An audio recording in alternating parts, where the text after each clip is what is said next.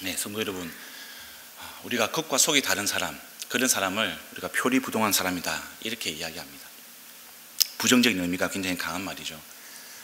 어떤 회사가 환경을 굉장히 보호하고 또 위한다라고 그렇게 선전하고 홍보를 하는데 실제로 그럴 줄 알았는데 알고 보니까 유해물질을 배출하는 그런 회사들이 있습니다.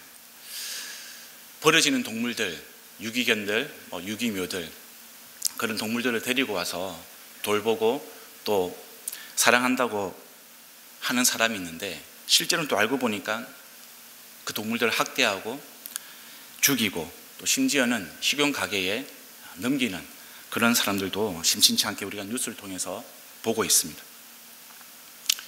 깨끗하고 청렴한 줄 알았는데 실제로는 그것이 아니라 기업인들에게 뇌물을 받는 그런 정치인들의 뉴스도 우리는 해마다 겪고 있습니다. 이런 표리부동의 사례, 이런 예들은 우리 기독교라고 해서 예외가 아닙니다. 아니 너무 많아서 요즘에 사람들이 우리 기독교를 향해서 마치 교회가 표리부동의 온상인 것처럼 그렇게 비난을 받고 있습니다. 교회에서는 한없이 인자한데 회사만 가면 이 불같이 변하는 그런 분들도 있습니다. 다른 직원들에게 비인격적으로 대화하고 또 관계가 엉망인 사람들, 그런 사람들을 아마 여러분들이 지내시면서 한두 번쯤은 겪어봤을 줄로 압니다. 그리고 교회 일은 열심인데 정작 회사나 또 관계를 맺는 사람들 사이에서는 자기 일을 다른 사람에게 떠넘기는 그런 사람들도 있습니다. 도덕적이고 또 선결한 그런 신자인 줄 알았는데 알고 보니까 다른 이성과 바람을 피우거나 또 성적으로 범죄를 저지르는 그런 사람도 있습니다. 목회자들 중에도 마찬가지죠. 심지어 어떤 교회는 굉장히 심각한 죄가 드러났음에도 불구하고 굉장히 뻔뻔스럽게 목회를 계속 이어가는 그런 목회자도 있습니다. 여러분, 이런 사람들을 보면 우리는 분노를 표현하기도 하고요, 실망하고 또 허탈해하기도 합니다. 또 한편으로는 우리가 경각심을 가지죠. 나는 저렇게 되면 안 되는데, 그렇게 반면교사로 삼기도 하고 우리의 자신의 모습을 돌아보는 그런 계기가 되기도 합니다. 오늘 본문에는 이 율법교사 한 사람이 등장을 합니다.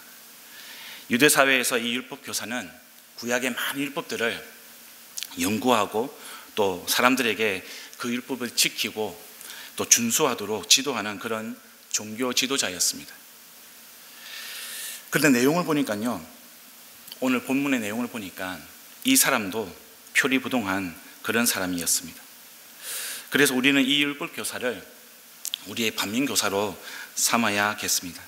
주님께서 이 율법교사에게 하신 말씀, 그 말씀을 통해서 우리의 신앙이 더 정결하고 주님이 기뻐하시는 그런 신앙으로 다시 세우는 그런 예배의 시간, 그런 말씀의 시간이 되기를 소망합니다. 우선 우리가 이 율법교사는요, 겉으로는 마치 예수님을 선생님 이렇게 이야기하면서 존경하는 것처럼 보입니다. 그러나 여러분, 속으로는 뭐라고 표현이 되어 있습니까? 예수님을 시험한다, 그렇게 기록을 하고 있습니다. 두 번째 질문도 있죠. 그 두 번째 질문과 연결해서 보면 그는 어떤 예수님에게 약간의 적대감을 가지고 있는 것처럼 그렇게 보이기도 합니다. 겉과 속이 다른 모습입니다. 여기서 시험한다, 예수님을 시험한다라고 했을 때 그 시험한다라는 단어는 헬라어로 에크페이라존이라는 단어입니다. 이 단어는 마귀가 예수님을 광야에서 시험할 때 그때 썼던 단어와 동일한 단어입니다. 그러니까 여러분, 지금 단순하게 이 율법교사가 예수님이 답을 하는지 못하는지 그것을 테스트하는 것이 아니라요, 뭔가 예수님으로부터 잘못된 그런 대답을 얻기 위해서 이끌어내기 위한 어떤 위장 전술을 쓰는 거라고 이해하시면 되겠습니다. 잘못된 대답이 나오면 그것을 꼬투리 잡아서 또 예수님을 공격하려고 그런 의도를 가지고 지금 질문을 하고 있는 것이죠. 그의 질문은 이것이었습니다. 선생님, 내가 무엇을 하여야 영생을 얻겠습니까? 여러분, 이 질문은요, 당시에 유대인들이 굉장히 관심을 가지고 있던 그런 질문이었습니다. 당시 유대인들은 무엇을 어떻게 해야 내가 영원한 생명을 얻을 수 있을까? 그리고 내가 율법을 지키는데 이 율법의 본질은 무엇일까? 이런 데 굉장히 관심을 많이 가지고 토론을 많이 했습니다. 그래서 율법 교사가 이 질문을 가지고 지금 예수님께 질문하는 것, 이것은 전혀 이상한 모습이나 이상한 내용이 아닙니다. 유대교를 믿는, 그리고 유대교를 가르치는, 율법을 가르치는 사람으로서 응당 던질 수 있는 그런 질문이었습니다. 근데 여러분, 문제는 그 질문 자체가 문제가 아니라 이 사람의 마음 상태, 이 사람의 영혼의 상태가 문제였던 것이죠. 그의 표리부동한 마음, 예수님을 시험하고자 하는 마음, 그런 마음이 문제였던 것입니다. 예수님이 율법교사에게 이렇게 또 질문을 합니다. 율법에 무엇이라고 기록하였으며 너는 그것을 어떻게 읽고 있느냐? 이렇게 질문을 하는 율법교사의 마음을 예수님이 간파하시고 반문을 하고 계십니다. 이것을 통해서 예수님은 율법교사를 하나님의 명령, 말씀, 그 율법 안으로 데리고 들어옵니다. 그리고 그 율법을 그 율법교사가 어떻게 해석하고 있는지 물어보시는 것이죠. 이렇게 반어법으로 물어보는 것도 당시에 랍비들이 사람들과 대화를 나눌 때 주로 행했던 방식이었습니다. 예수님도 그 당시의 문화와 그런 반문을 통해서 이 율법교사에게 깨달음을 주시고자 원했던 것 같습니다. 아마도 율법교사는요, 예수님이 이 율법에 대해서 물어보니까 자기 전공 분야잖아요, 율법. 그런 예수님을 보면서 옳거니 잘됐다 이런 마음이 들었을 겁니다. 그리고 자신의 율법의 지식을 뽐내고 싶었을 겁니다. 그리고 한껏 뽐을 냅니다. 신명기 6장 5절을 이야기합니다. 내 마음을 다하고 내 목숨을 다하고 내 뜻을 다하고 주 너의 하나님을 사랑하여라, 이렇게 대답을 합니다. 그리고 레위기 19장 18절 말씀, 내 이웃을 내 몸과 같이 사랑하여라, 이렇게 대답을 이어서 하고 있습니다.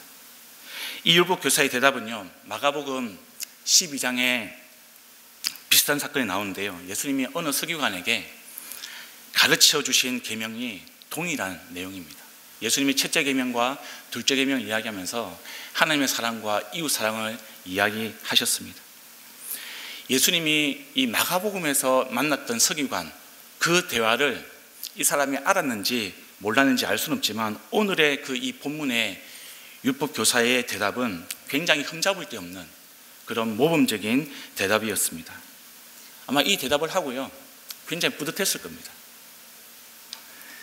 예수님도 옳게 대답했다고 인정을 하셨습니다.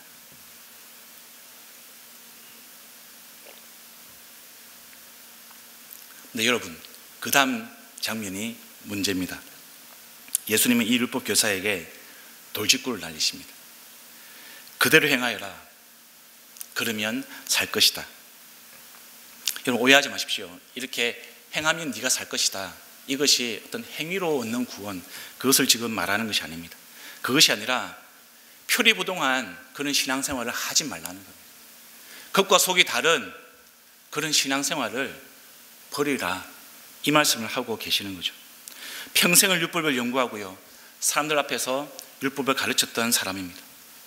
그런데 정작 예수님이 그의 인생을 보니까 그의 삶 속에는 그 율법대로 살지 않는 모습이 있었던 거죠. 그는 율법적으로, 기계적으로 그냥 알고 말했을 뿐입니다.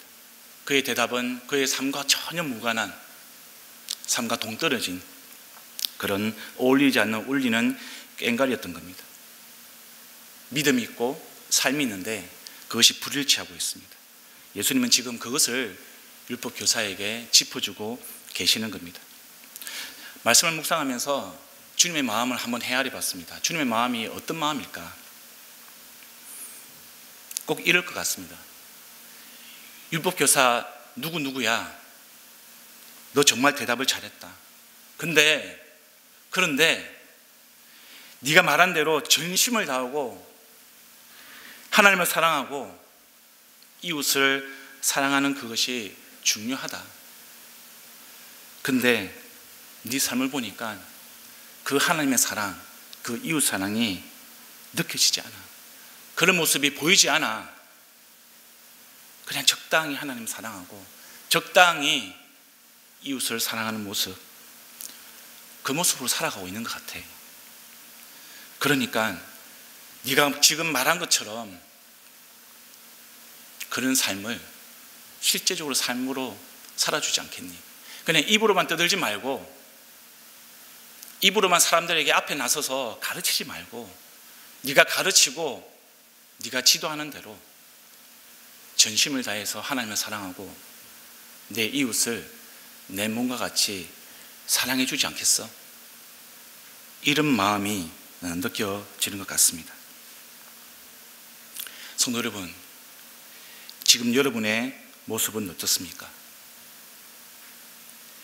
이 율법교사와 같습니까? 아니면 다른 모습입니까? 지금 주님이 지난 한 주간의 삶을, 저와 여러분의 한 주간의 삶을 보신다면 어떤 반응, 어떤 마음으로 말씀을 하시겠습니까? 예수님은요, 하나님을 모르는 사람, 하나님을 믿지 않는 사람에게 하나님을 사랑해라, 이웃을 사랑해라, 그렇게 말씀하시지 않습니다. 바로 성도인 저와 여러분에게 하나님의 자녀라고 고백하고 예수님의 제자라고 따라 살고 싶다라고, 예수님을 본받고 싶다라고 그렇게 고백하고 따라가고자 하는 사람들, 그런 신자들에게 하나님은 전심으로 하나님을 사랑하고 내 이웃을 내 몸과 같이 사랑하라, 그렇게 말씀하고 계시는 겁니다. 우리 모두 하나님의 은혜로 구원을 받았습니다. 그리고 우리는 믿음으로 그것을 누립니다. 근데 여러분, 이 믿음이라는 것이 말로만 이루어지는 것이 아니라 하나님을 사랑하고 이웃을 사랑하는 것이 우리 삶의 전 영역에서 드러나는 것, 그것이 바로 하나님께서 원하시는 믿음입니다. 그것이 바로 신자의 삶입니다. 지금 예수님이 행하면 살리라 이렇게 말씀하신 것은 바로 이 믿음과 삶이 일치하는 그것을 말씀하고 있는 것입니다. 하나님 사랑과 이웃 사랑은요, 우리와 동떨어져 있는 것이 아니라, 분리되는 것이 아니라 연결되어 있습니다. 같은 것입니다. 우리의 삶이 빠진 믿음, 그런 믿음은 존재하지 않습니다. 사랑을 행하지 않는 믿음, 그런 믿음도 존재하지 않습니다. 그것이 믿음이라고 한다면 그것은 가짜 믿음입니다. 하나님의 은혜는요, 내가 말로만 하나님 내가 은혜 받았습니다, 감사합니다, 이것으로 그치는 것이 아니라요, 우리 구원의 은혜, 하나님의 은혜는 반드시 하나님을 전심으로 사랑하고 이웃을 내 몸과 같이 사랑하는 우리의 삶으로 연결이 됩니다.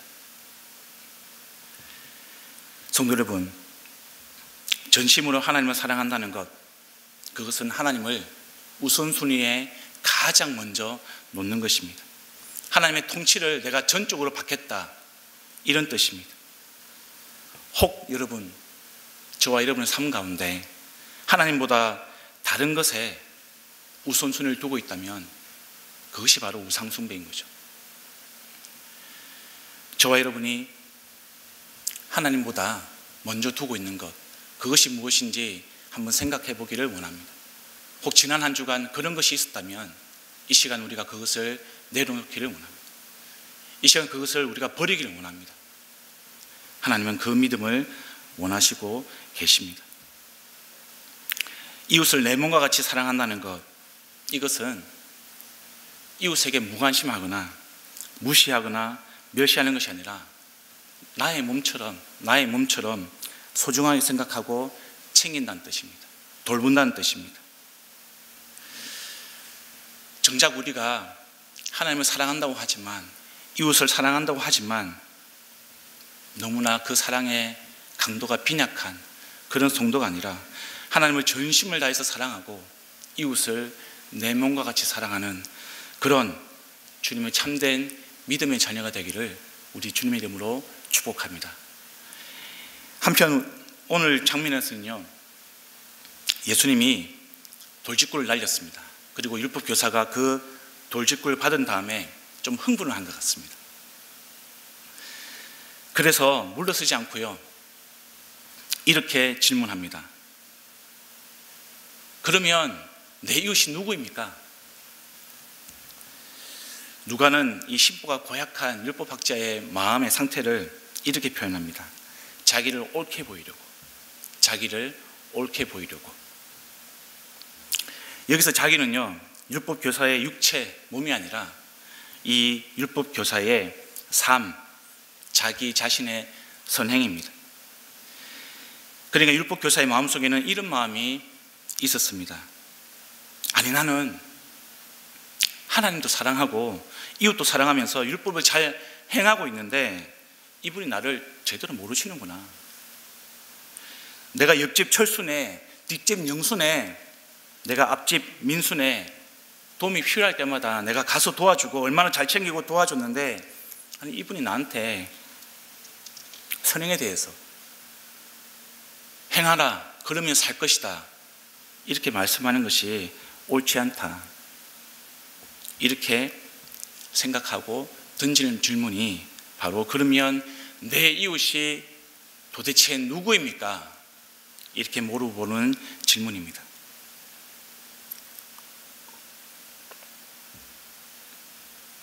근데 여러분, 좀 이상하지 않으세요? 이 질문 좀 이상한 것 같습니다. 본인의 이웃은 본인이 제일 잘 알죠. 내 이웃이 누구인지는 자기 자신이 잘 알잖아요. 근데 그걸 예수님한테 물어봅니다. 그냥 지금 이 율법 교사는요, 자기를 옳게 보이면서 뭔가 예수님께 이 꼬투리를 잡으려고 하고 있던 그런 목적으로 다시 예수님을 시험하고 있는 거죠. 이런 율법 교사의 모습을 다 아시고 예수님은 내 몸과 같이 이웃을 사랑하라, 그 계명의 뜻이 무엇인지, 그 계명의 본질을 가르쳐주기 위해서 그 유명한 사마리아인의 비유를 말씀하십니다. 이 사마리아인 비유 때문에 많은 구호 활동하는 단체들이 사마리아인이라는 이름을 붙입니다. 이번에 저희 아프간 기회자들 돕고 있지 않습니까? 그 돕는 단체들 중에 이 사마리안 펄스라는 그런 단체도 있더라고요. 그 단체도 이 사마리안이라는 이름을 쓰고 있습니다. 잘 아시다시피 이 어떤 사람이 예루살렘에서 여리고로 내려가는 길이었습니다. 내려가다 강도들을 만납니다. 그 사람은 강도들을 만나서 맞아서 죽게 되었습니다. 그때 제사장 한 명이 등장을 합니다. 그 사람을 봅니다. 근데 피하여 지나갑니다. 레위 사람도 그 사람을 봅니다. 동일하게 피해서 지나가 버립니다. 여러분, 여기서 피했다 이런 말은요, 그냥 외면했다 이렇게 생각하시면 이해하기가 편하시겠습니다. 이와 반대로 그 길을 지나가던 사마리아인이 있었습니다. 그런데 그 사람은 그를 보았습니다. 그런데 측은한 마음을 가집니다. 가까이 가서 상처를 소독하고 싸매고, 그리고 자기 짐승에 태워서 여관으로 데리고 와서 돌봐주었습니다. 거기서 끝나지 않고요, 여관 주인에게 이 사람을 돌봐달라고 부탁을 합니다. 심지어 비용을 더 주면서, 그리고 더 들면 내가 갚겠다라고 이야기하고 있습니다. 이 제사장 레위 사람, 이 사람들이 죽어가는 사람을 피한 이유에 대해서 학자들 사이에 좀 의견이 분분합니다. 어떤 사람은 이 사람이 죽은 사람을 피하기 위해서, 정결을 유지하기 위해서 부정한 시체를 만지지 않기 위해서 피했다, 이렇게 이야기하는 사람도 있고요. 아니다, 일부러 피한 것이다, 그렇게 주장하는 사람도 있습니다. 본문에서는 그 이유가 명확하게 나와 있지 않습니다. 하지만 이 사마리아인, 제사장, 레위 사람, 이 세 사람은요, 공통점이 있습니다. 그게 뭐냐면, 강도를 당하여서 죽어가는 이 사람을 이 세 사람은 분명히 보았다는 겁니다. 분명히 보았습니다. 죽어가는 사람을 분명히 보았습니다. 그런데 여러분, 제사장과 레위는 봤는데 외면해버립니다. 그런데 사마리아 사람은 보고 그를 도와줍니다. 본 것은 똑같습니다. 근데 반응이 달랐습니다.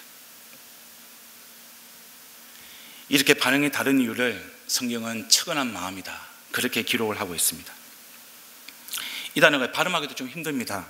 헬라어로 에스플랑크니스세, 영어로는 번역하면 컴패션입니다. 컴패션, 동정심. 그러니까 죽어가는 사람의 그 아픔을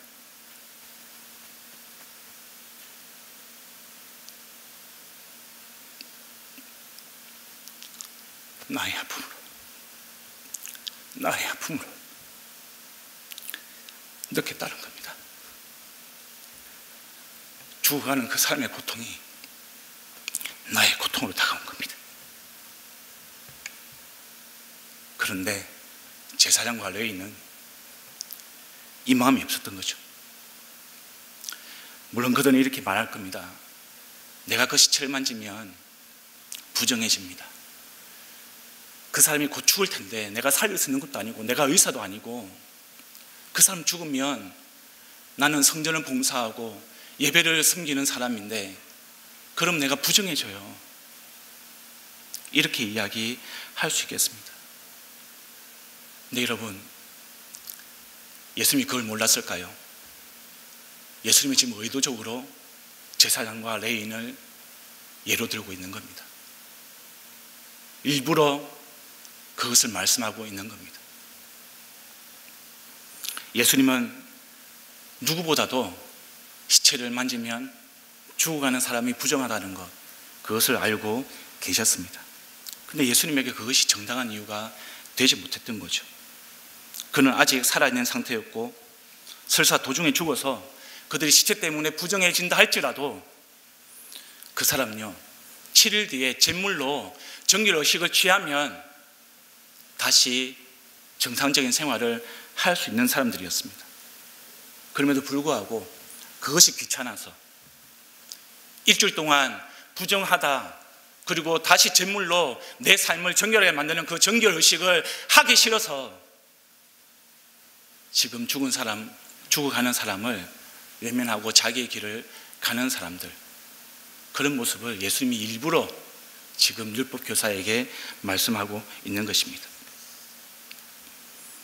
그리고 타인에 대한 어려움, 타인에 대한 고통, 그것이 그 사람들에게 아무런 감동을 주지 않는, 아무런 감정을 느끼지 못하게 만드는 그런 딱딱하게 굳어버린 그 마음을 지금 예수님이 말씀하고 있는 것입니다. 제가 아프간 기여자들에 대해서 조금 말씀을 드렸습니다. 2월 초에 아프간 기여자들이 각 지역으로 다 흩어져 가지고요, 지금 지역마다 정착을 하기 시작했습니다. 여러분, 이 사람들이 한국에 정착을 하려면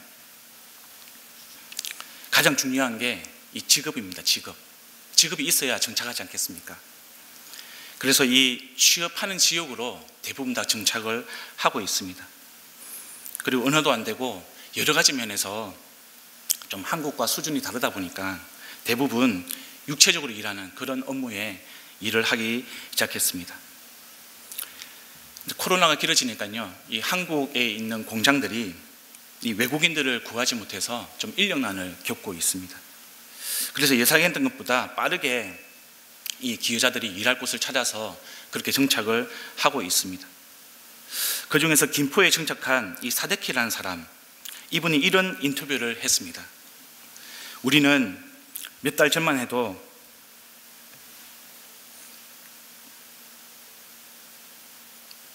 탈레반에게 죽임당할 위기에 있었습니다. 한국 입국은 살기 위한 마지막 기회였습니다. 우리를 받아준 한국 정부와 시민들에게 감사합니다. 우리를 반대하는 사람들이 있지만 우리는 누구를 해치지 않습니다. 서로 돕고 평화롭게 살아가면 좋겠습니다.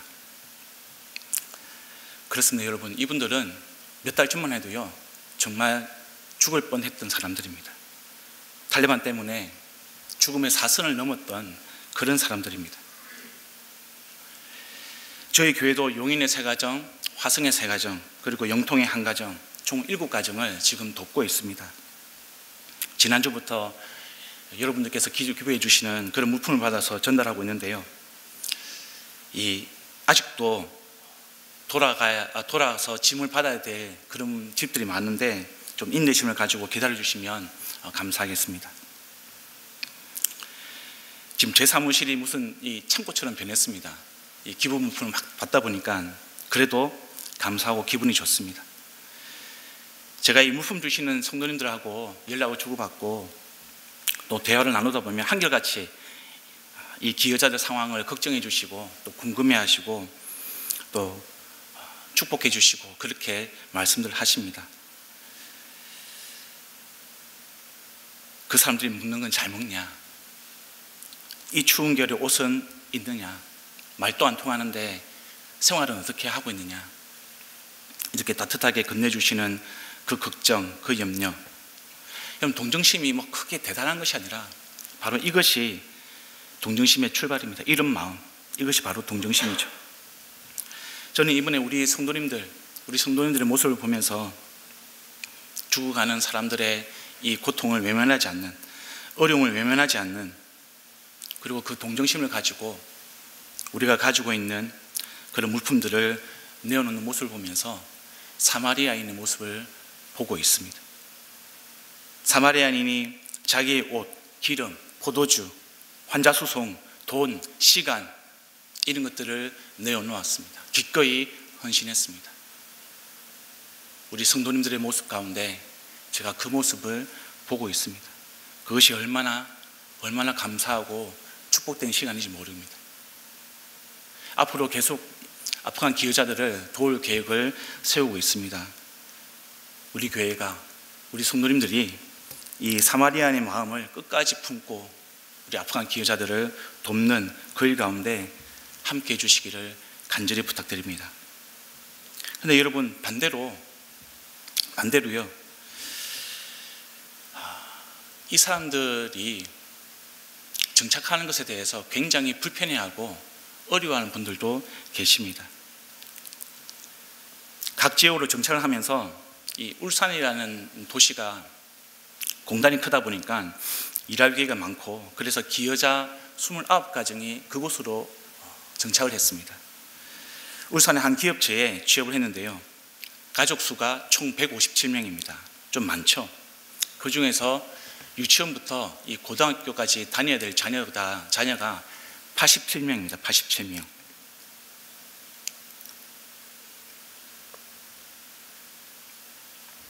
근데요, 사건이 하나 생겼습니다. 며칠 전에 이 초등학생들이 배정된 학교 학부모님들이 반대 시위를 했습니다. 그리고 기자회견을 했어요. 표면적으로 그분들이 말씀하시는 내용은 이렇습니다.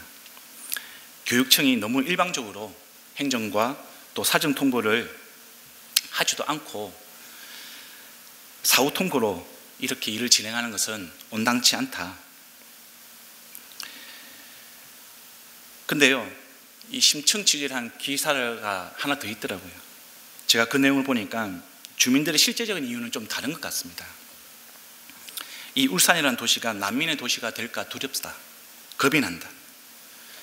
그 사람들이 다 이슬람 무슬림들인데 이 지역사회에 이슬람 사상이 뿌리내리고 또 우리 국민을 역차별한 거 아니냐. 여성 인권이 바닥이라고 그러는데 그것을 아이들이 볼까 두렵다. 우리 아이들과 함께 생활한다고 하는데 걱정이 크다. 왜 우리 아이들을 먼저 희생시키느냐.